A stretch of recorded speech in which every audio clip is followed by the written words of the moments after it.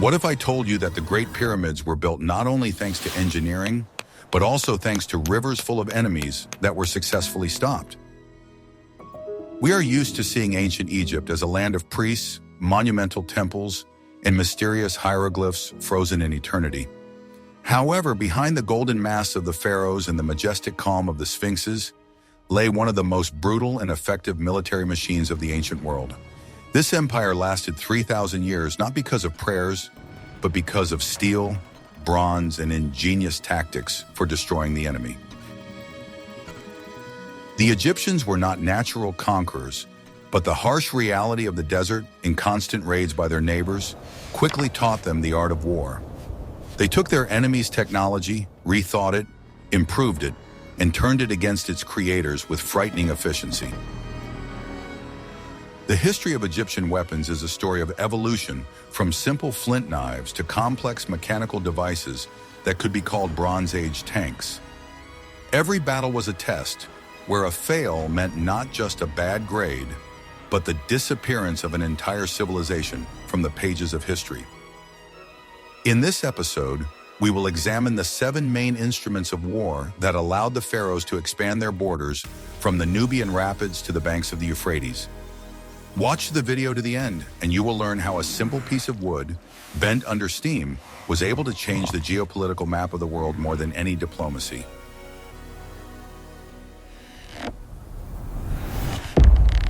What if I told you that everything you believed about the complexity of ancient weapons is not true? The very first and most widespread weapon that ensured the security of early Egypt was not a shiny sword. This weapon seems primitive to modern man, but in the hands of Egyptian archers, it became a weapon of mass destruction. The Egyptians understood that war is primarily mathematics and statistics.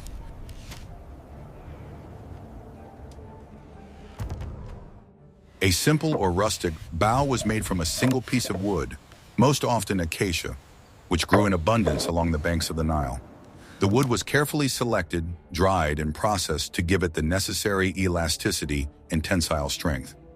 Such a bow was quite long, sometimes as tall as a person, which allowed for a serious draw weight. The bowstring was made from twisted animal sinew or plant fibers, and its tension required considerable physical strength and endurance from the archer.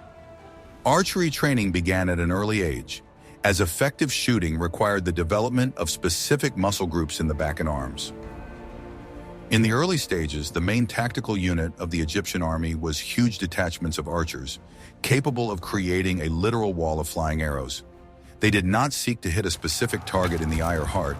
Their task was to cover a certain area with dense fire. In the early period, arrowheads were made of flint or hard wood, and only later did they begin to use expensive copper and bronze. Despite its low cost, the flint arrowhead had a terrible cutting ability and inflicted terrible wounds when it hit an unprotected body. Egyptian commanders used archers to break the enemy's formation before the armies engaged in hand-to-hand combat.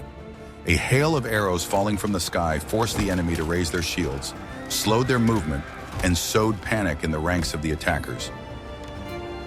Nubian mercenaries were especially valued for their incredible archery skills and ability to hit targets from great distances. The very name Nubia in Egyptian texts was often associated with the bow, which speaks to the deep respect for this type of weapon. The simplicity of the bow's design allowed it to be produced on an industrial scale and quickly armed thousands of peasants in the event of a major war. It was the ideal weapon for a mobilized army. However, the simple bow had its drawbacks. It lost its lethality at long ranges and was ineffective against the heavy armor that appeared later. But for centuries, it remained the pharaohs' main argument in disputes with their neighbors. Even when more advanced weapons appeared, simple bows remained in service as auxiliary weapons for garrisons and light infantry. This was the foundation on which the entire military doctrine of the ancient kingdom was built. We would be very interested to hear your opinion. What do you think about this emphasis on quantity rather than quality in ancient warfare? Are you ready to learn the truth about the most recognizable symbol of Egyptian military power? The Khopesh is not just a sword, it is a sinister hybrid of an axe and a sickle, designed to inflict the deepest and most lacerating wounds possible. Its shape is so unique that even after thousands of years, we can instantly recognize ancient Egypt. This weapon's shape originally came to Egypt from Mesopotamia and Canaan, but it was Egyptian armorers who perfected it. The Khopesh was made of bronze, as iron was a rare and precious meteorite metal in those days, available only to the select few. The process of casting a Khopesh required great skill, as the blade and handle were often made as a single piece for structural strength. Bronze is a soft metal, so the blade had to be constantly sharpened and repaired, but its weight allowed it to deliver crushing blows. The curved shape of the blade, reminiscent of an animal's leg, allowed the momentum of the swing to be used much more effectively than the straight swords of the time. A Khopesh strike was terrifying.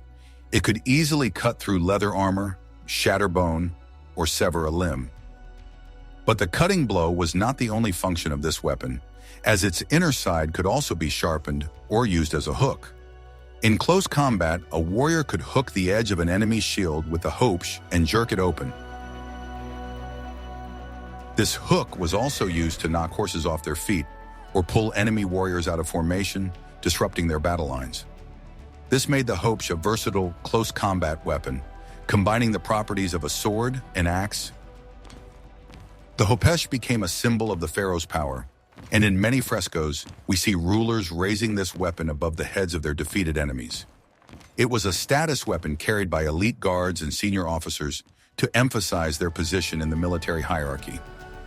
The blade was usually about 50-60 centimeters long, which made it ideal for fighting in close formation, where a long spear was useless. The weight of the weapon was shifted toward the tip, which required the warrior to have a strong wrist and good coordination. Despite its effectiveness, by the end of the New Kingdom era, the Khopesh gradually fell out of use, giving way to simpler straight swords. However, its image remained forever etched in history as a symbol of Egypt's most aggressive and victorious era. Interestingly, the word Khopesh also referred to the front leg of an animal, emphasizing the connection between the shape of the weapon and natural lines of force. Why do you think such an unusual sword shape did not catch on in the armies of other peoples in later eras?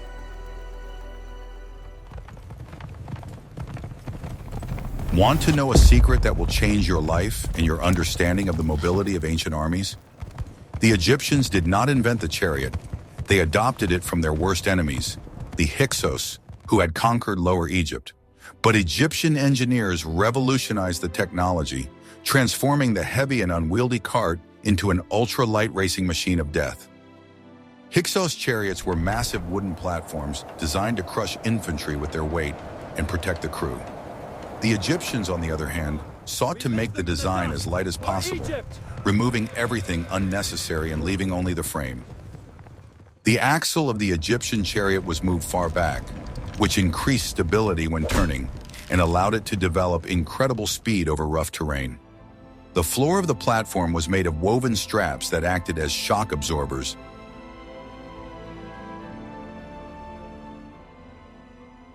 The crew consisted of 2 people, a driver who controlled the horses and a fighter who showered the enemy with arrows or threw javelins. This division of labor allowed the chariot to be turned into a mobile firing point that constantly changed position. Chariots were not used for frontal attacks on infantry, but for quick flanking maneuvers, encirclement, and pursuit of a retreating enemy. They circled around the enemy's unwieldy formations.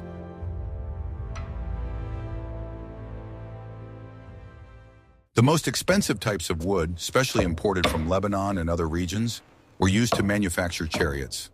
The art of creating bent wooden rims and light spokes required the highest skills of craftsmen and cost a fortune.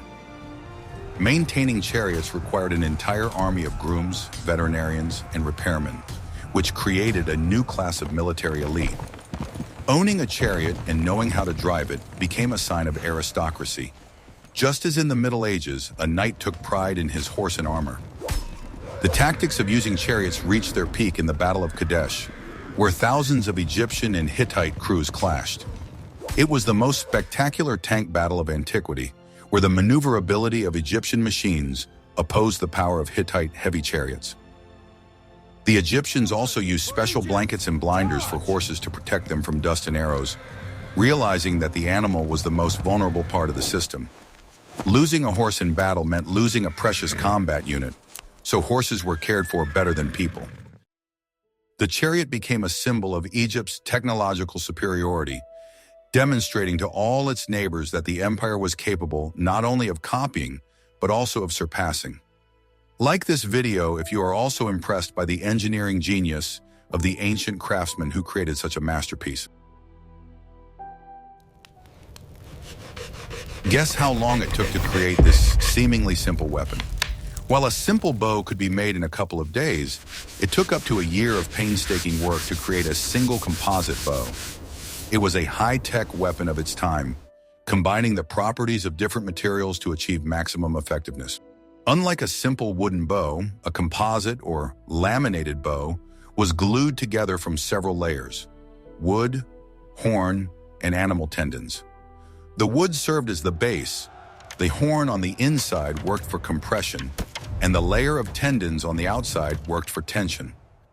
This complex design allowed it to accumulate enormous energy when the bowstring was pulled and transfer it to the arrow at a much higher speed. The range of such a bow was 2 to 3 times greater than that of a conventional bow, reaching 300-400 meters. The penetrating power of the composite bow was terrifying. At close range, its bronze-tipped arrow could pierce even scale armor. This gave the Egyptians an advantage in fighting the well-protected armies of the Middle East. Production required a special glue made from fish bladders or skins, which was boiled for days according to secret recipes. The layers were glued together in stages, with each layer being dried for a long time, which made the process incredibly long. When unstrung, the composite bow curved in the opposite direction, forming the letter C, which indicates the tremendous internal tension of the structure. Stringing such a bow was a difficult task that required not only strength, but also special technique. The main enemy of the composite bow was moisture, which could soften the glue and tendons, so the weapons were stored in special cases. In the dry Egyptian climate, they served for a long time, but on campaigns to more humid regions, it was the composite bow that became the main weapon of charioteers, allowing them to shoot at enemy infantry from a safe distance. The combination of the mobility of the chariot and the long range of the composite bow became the formula for victory for the new kingdom. The cost of such a bow was comparable to that of a good slave or several head of cattle, so it was cherished like the apple of one's eye. Losing a bow in battle was considered a disgrace. This weapon changed the balance of power, turning war from a clash of crowds into a long-range shootout, where training and technology determined the outcome of the battle. Do you think the time and resources spent on producing a single bow were justified?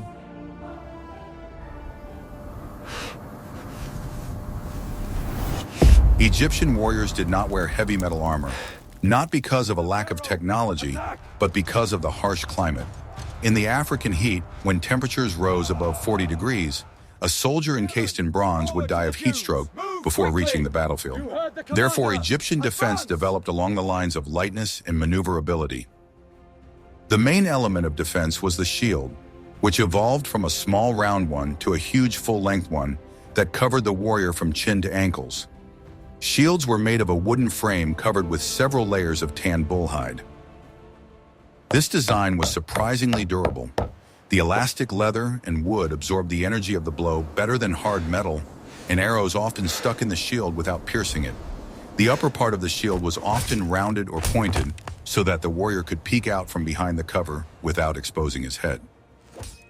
Shields were often painted in bright colors or covered with patterns, which served not only for beauty, but also for identifying units in the chaos of battle. It was a kind of uniform that allowed commanders to control their troops from a distance. Body armor appeared later and consisted of shirts made of multiple layers of linen fabric soaked in a salt solution and glue. This linen armor was stiff enough to withstand a glancing blow or an arrow in flight. Officers and pharaohs could afford scale armor, where hundreds of small bronze plates were sewn onto a leather or fabric base. These scales overlapped each other like roof tiles, providing mobility and reliable protection against stabbing blows. The head was protected by quilted caps or wigs, which could soften the blow of a club, but full metal helmets were rare. The Egyptians preferred to rely on dense formations and a wall of shields rather than on the individual protection of each fighter. In close combat, warriors used their shields not only for protection, but also as weapons, pushing their opponents with them and knocking them off their feet with the edge. The ability to wield a shield was as important as the ability to wield a spear or axe. The lightness of their protective equipment gave the Egyptians an advantage in maneuverability and endurance over the heavily armed armies of their neighbors. They could make long marches through the desert and engage in battle without being weighed down by the heaviness of their own equipment. This concept of reasonable sufficiency in defense allowed Egypt to maintain huge armies without the ruinous expense of costly bronze. Form the wall. Spears tight.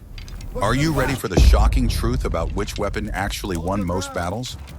Despite the fame of the hoplite and chariots, the workhorse of the Egyptian infantry was always the spear. It was the cheapest, easiest to learn, and most effective weapon for maintaining formation and stopping enemy advances.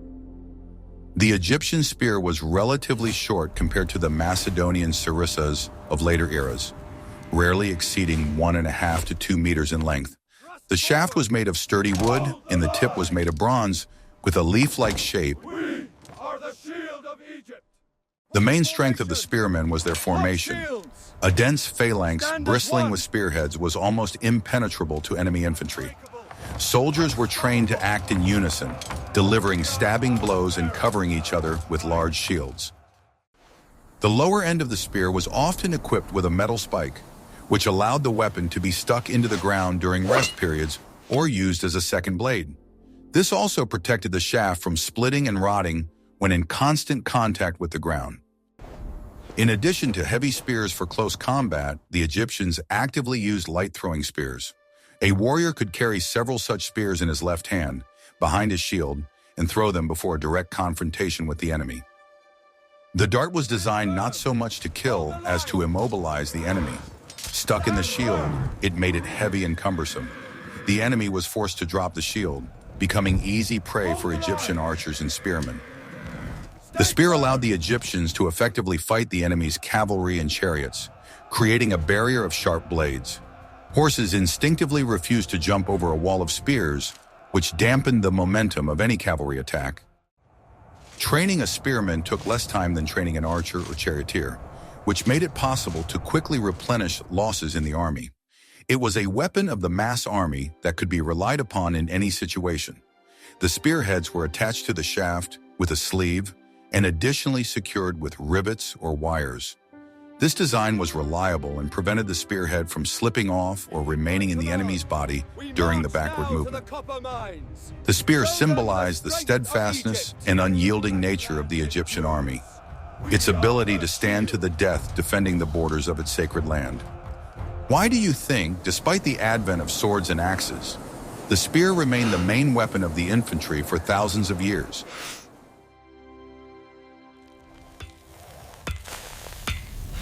The battle axe in ancient Egypt underwent an amazing evolution, transforming from a simple wood-cutting tool into a specialized armor-piercing weapon. In earlier times, the Egyptians used stone maces, but with the advent of the first helmets, the effectiveness of crushing weapons declined sharply. A tool was needed that could cut through defenses, not just stun. The first Egyptian battle axes had a semicircular blade that was attached to the shaft with leather straps. This design was imperfect, but it allowed for powerful chopping blows to be delivered to the unprotected limbs. Later, when confronted with Asian armies clad in armor, the Egyptians developed the so-called duckbill axe. Its blade was narrow and long, with 2 holes, which reduced weight and increased penetrating power by concentrating the blow at a single point. The pinnacle of evolution was the plate axe, whose blade was shaped like a segment of a circle and was attached to a special groove in the shaft. This design was much more reliable and allowed for deep chopping wounds without fear of the blade flying out of its mount. The axe was a melee weapon used when the formation broke down and individual slaughter began. It was lighter and faster than a mace, but required less space to swing than a longsword or the Khopesh. For Marines, the axe was indispensable in boarding, allowing them to cut ropes, break oars, and pierce the sides of enemy ships. In the confines of a shipboard battle, a short axe was much more convenient than a long spear. The battle axe remained a faithful companion to the Egyptian soldier throughout the history of the empire, changing in form, but not in essence. It was a crude but reliable argument. Weapons are not only what a warrior holds in his hands, but also what allows him to hold territory without the constant presence of an army. The Egyptians were masters of fortification, creating a chain of powerful fortresses, especially on the southern borders in Nubia. These structures were not just walls, but complex engineering complexes that were thousands of years ahead of their time. The fortress of Buchan, for example, was a masterpiece of military architecture, built entirely of adobe bricks. It had a double row of walls, crenellated towers. The Egyptians used sloping walls known as glacis, which prevented siege towers and battering rams from getting close to the fortifications. The sloping surface also prevented tunneling and caused enemy arrows to ricochet upward, causing no harm to the defenders.